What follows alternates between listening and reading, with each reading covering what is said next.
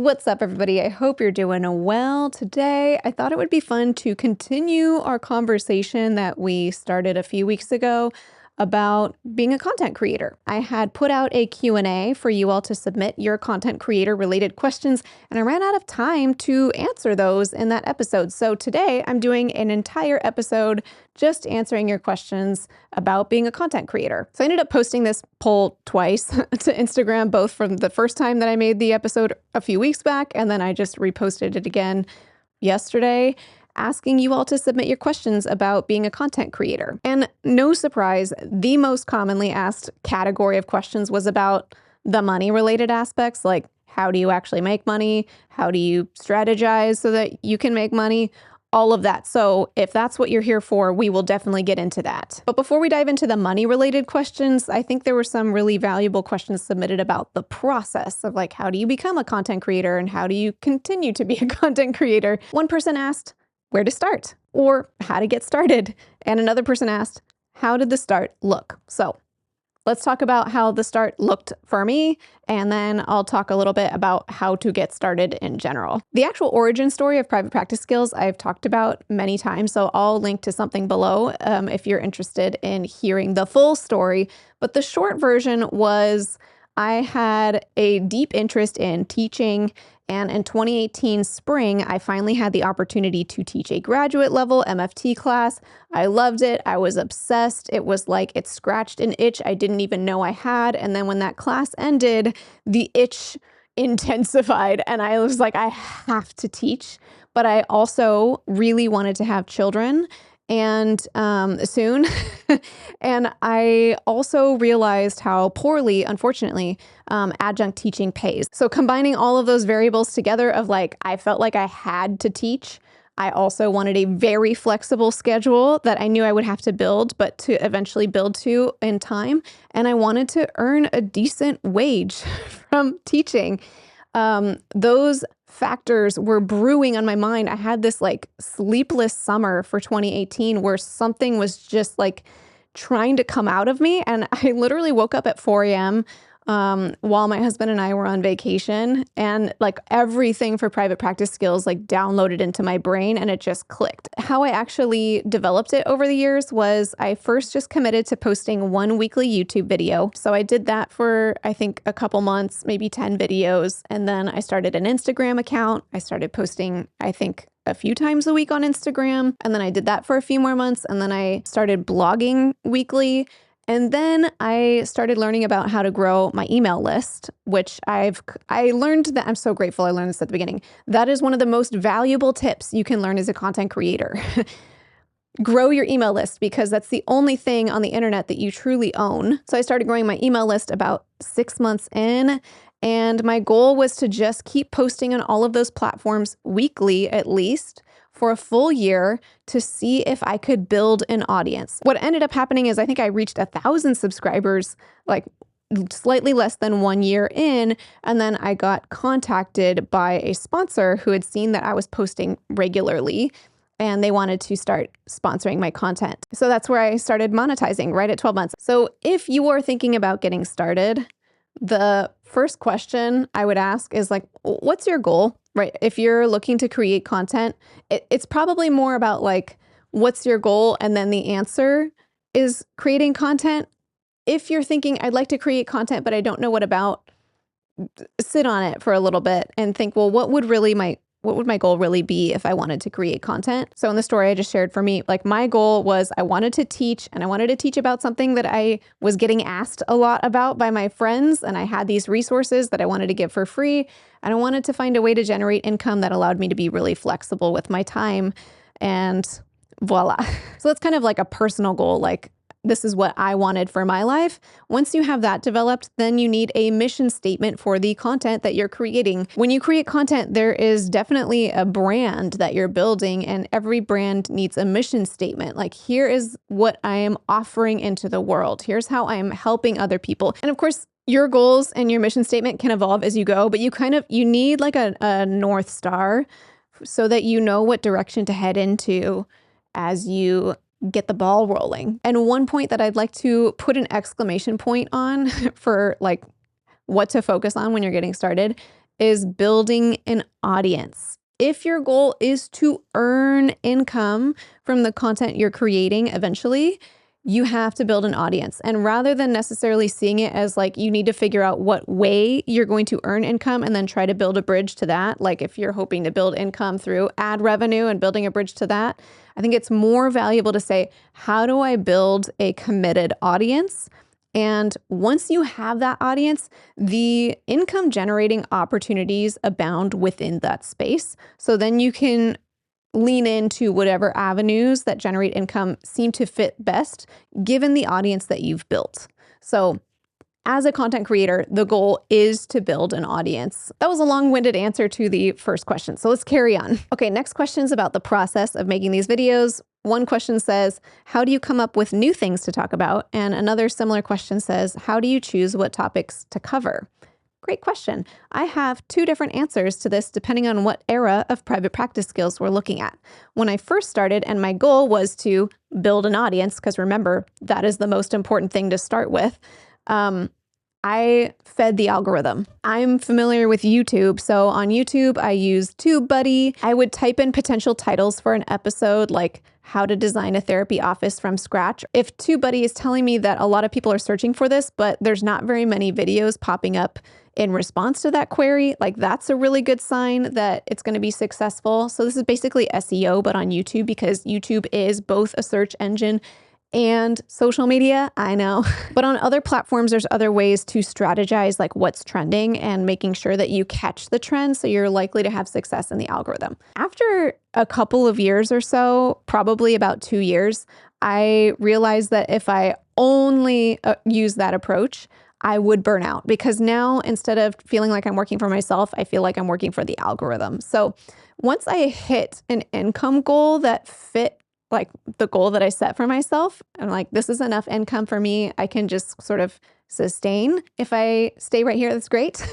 I started to just more and more talk about whatever I want to talk about. Okay, and now that we got all those process questions out of the way, it's time to get into your money related questions. Ooh, I know this is why you're here, so let's get into it. First question, how do you make money from it? I know this sounds silly, but I honestly don't know. It does not sound silly. And it's fun when I meet a new person or I'm catching up with an old friend and it comes up in conversation that I am a content creator and that I generate the majority of my income from creating content. Some people voice it out loud, but even if they don't, I see it on their face. And the look on their face says it all, where it's like, huh, how do you make money doing that? That's a reasonable reflection. That makes sense to me, even as someone who does this for a living.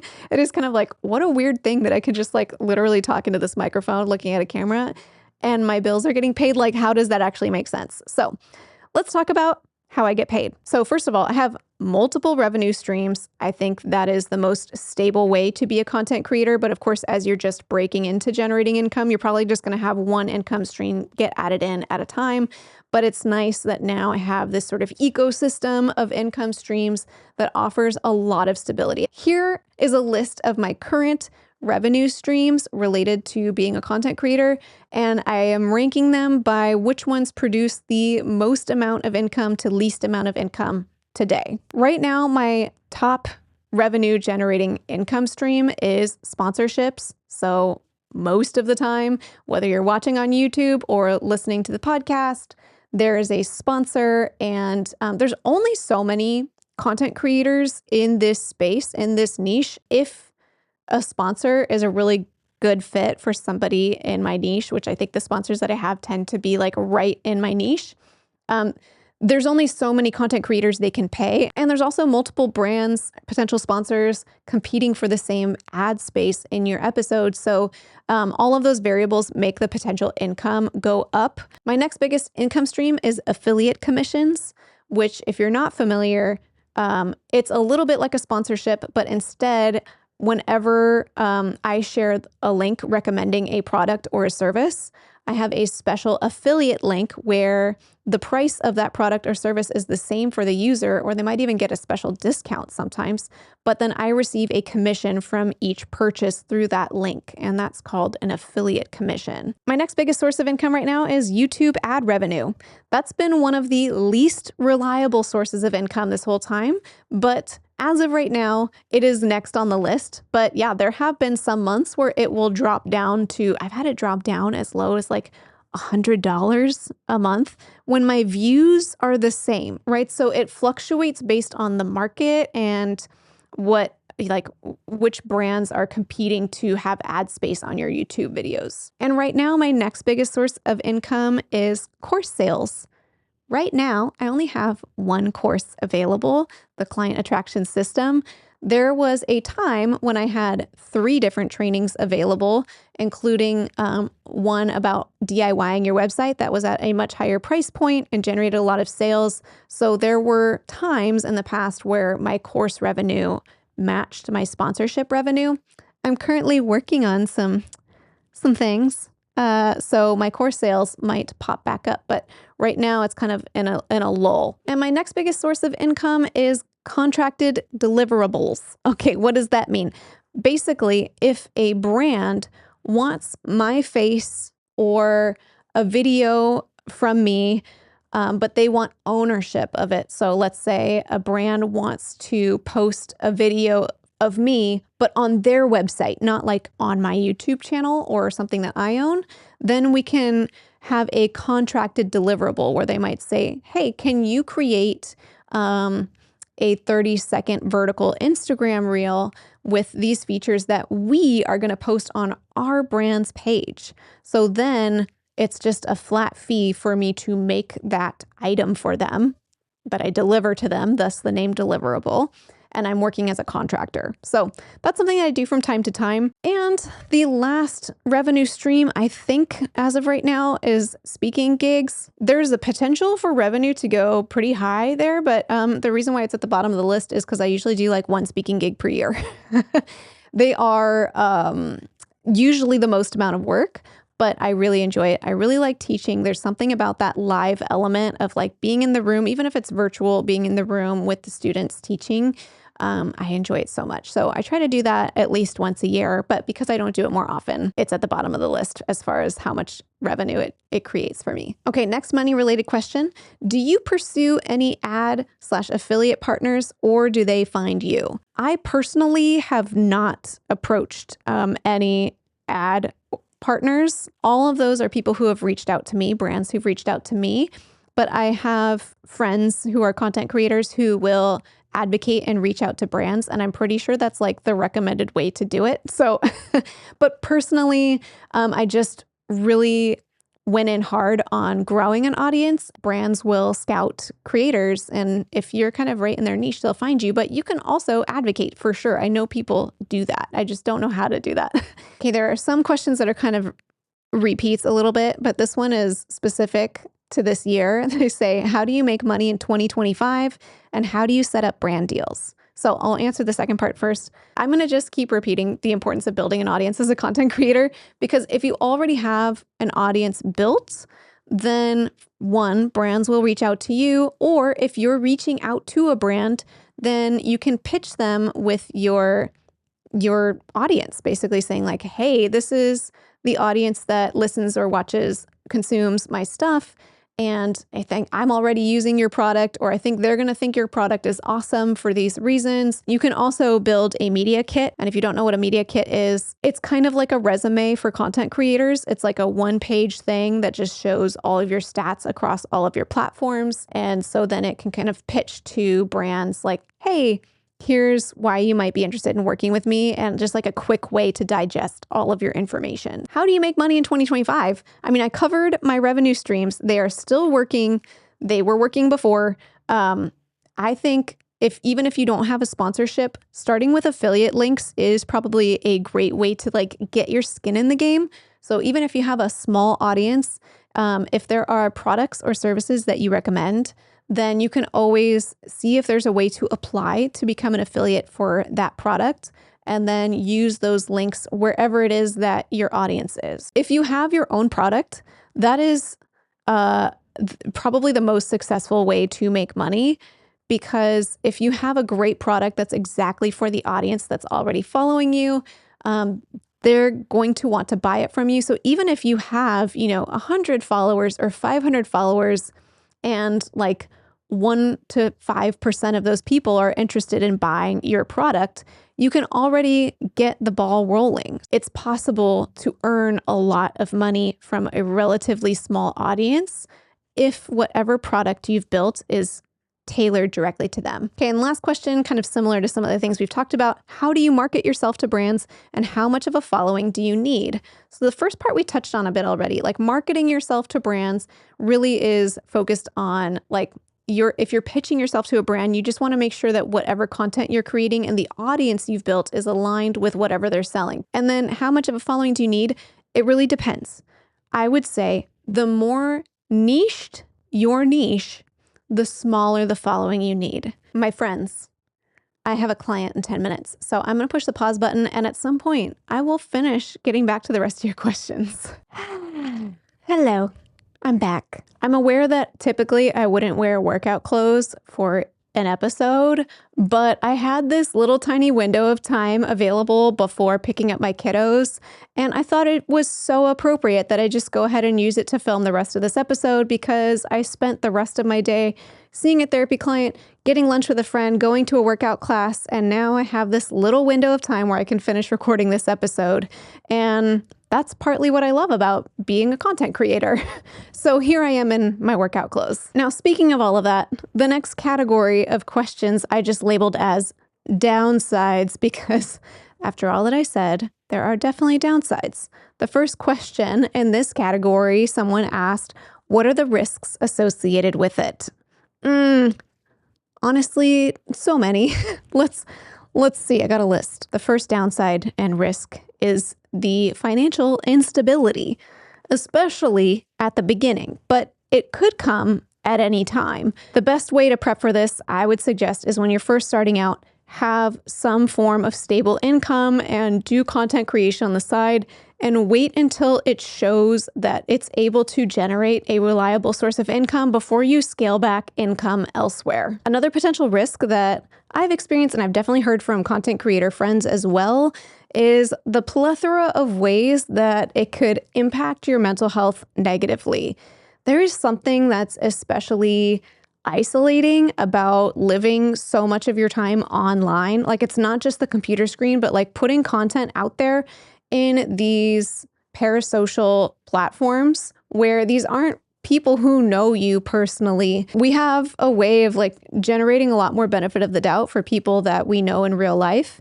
And so the potential for, negative comments, or just like comments that aren't super thoughtful about the fact that you're a real person generating the content and not like a big brand or something like that, like a faceless robot. And even people's kind of quote unquote hater reactions aside, just it's so easy to kind of fall prey to the numbers, because you're not signed on to like a reliable salaried contract with an employer where unless you lose your job, you're getting a certain amount of income. It's really easy to kind of like constantly check, like anytime you post, how is that video or that post performing?